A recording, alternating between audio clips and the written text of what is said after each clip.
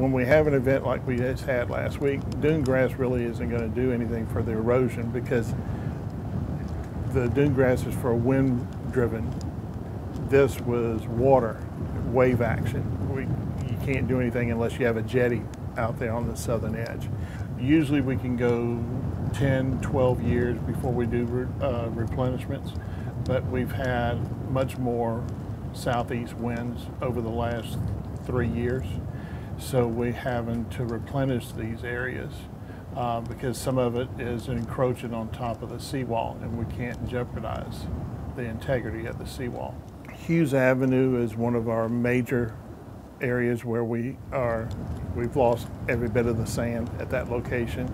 That's one of the biggest areas where roughly 55, 60,000 cubic yards of sand has to be pumped back into that location. For the last 2 to 3 years, we haven't had that much of an issue, but this year we've had some issues with it. After this project, this coming year, hopefully this will get us by for at least another 5 to 6 years, unless we have a tropical event. And that all goes out by the wayside then. After Katrina, we went back with concrete in certain areas.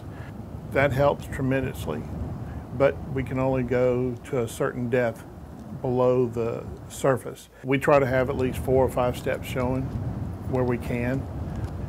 The Corps of Engineers tells us what we can do, what we can't do.